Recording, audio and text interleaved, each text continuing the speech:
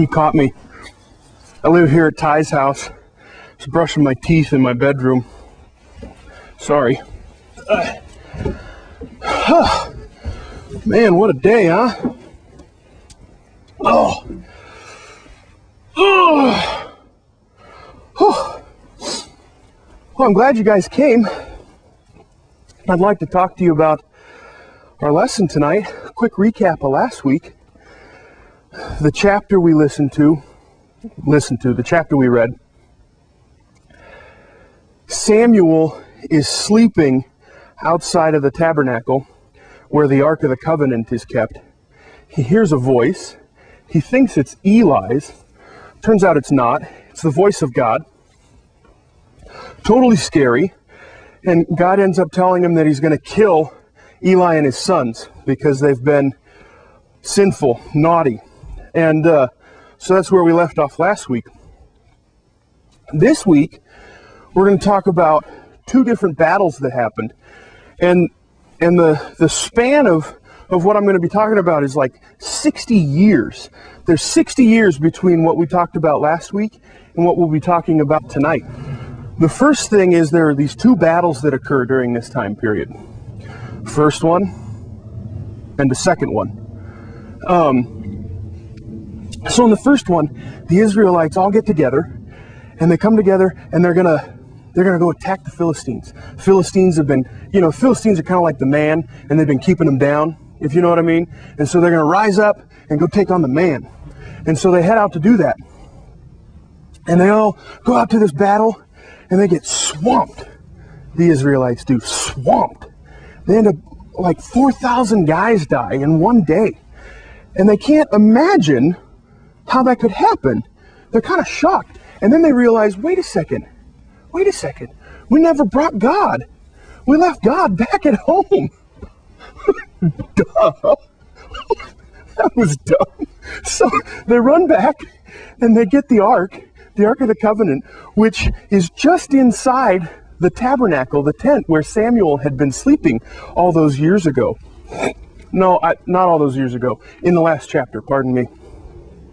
And so they go in and they grab it and they march it out. They gotta like put it on poles and sticks and they're marching it out.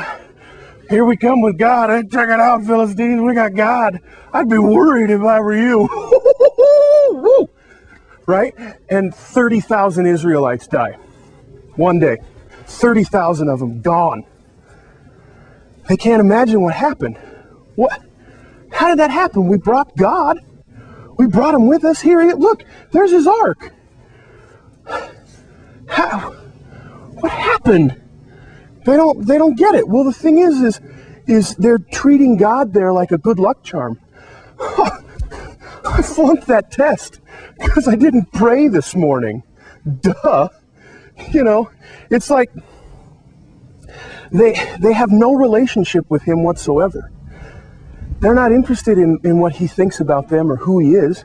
All they're interested in is what he can do for them. And they use God like a good luck charm.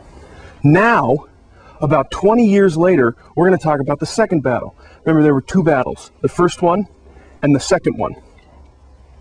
In the second battle, for 20 years, Israel has treated God like a good luck charm, and they finally feel bad about it.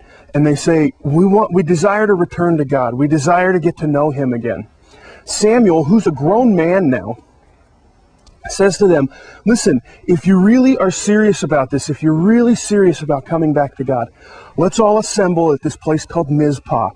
And we're going to go there, and we're going to come together, and we're going to offer sacrifices, and we're going to pour out drink offerings, and we're going to humble ourselves and repent before the Lord. And that's how we'll return to God.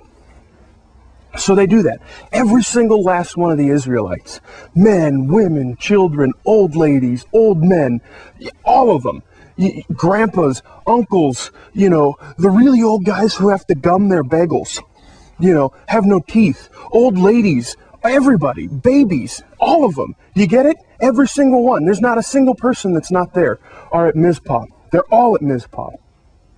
And they start this process of repenting, and they start this process of coming back to the Lord.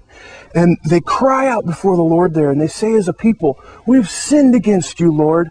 Forgive us. We've sinned against you. Because for 20 years, they've treated the living God like a good luck charm. Well, the Philistines hear about it, right? They get wind that every single one of the Israelites are at this place called Mizpah.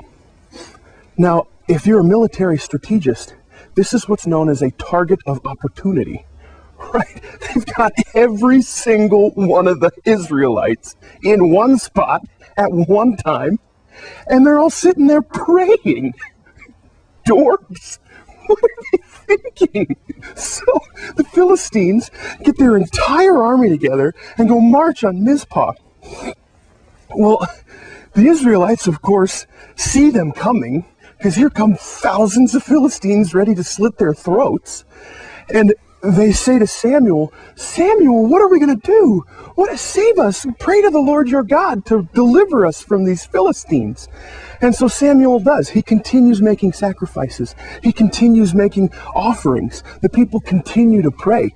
And as that happens, a growing sense of confusion builds inside the Philistine army. And they're kind of going crazy. They don't know what to do. They don't know what's going on. They start attacking each other. As the Israelites see this, they say, Samuel, whatever you're doing, it's working. Keep it up, good man. We're going to go fight. And all the men break out and they go fight. And so they end up completely routing the Philistine army. Scatter them all over the place. They're everywhere. They chase them off into the hills and out of the country, and they're completely gone. They're not a problem anymore for a long time. And so the difference between battle number 2 and battle number 1, the Israelites treated God like a good luck charm. He was something they brought along to help. They decided to go out and fight, and oh yeah, we forgot God. Duh. In this one, the difference is they seek the heart of God. They come to God and they say, we're sorry. We've sinned against you. Please forgive us. Bring us back into your arms. We desperately want to be your people again. And so when they have that attitude, they don't even have to try to win the battle. The Philistines are confused and start cutting themselves up, and they just pile on because it's God doing the work, rather than in the first battle when they were doing the work. So at that point, Samuel becomes judge over all of Israel. There's a book in the Bible called Judges, and it's the list of all the judges.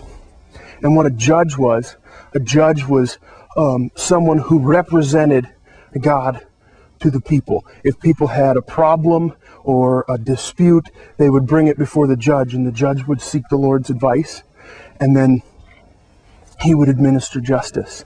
He would preside over sacrifices. He was sort of the pastor for these people. He wasn't really a political figurehead. He wasn't really in charge of any kind of government or anything like that. He was just a political person. He was a religious person that helped settle disputes between neighbors, right? So Samuel served as judge for like 40 years. And that's where the story ends off, and our chapter picks up tonight. So I hope you guys enjoy it. Thanks a lot. I got to get back into my bedroom. It's probably getting cold.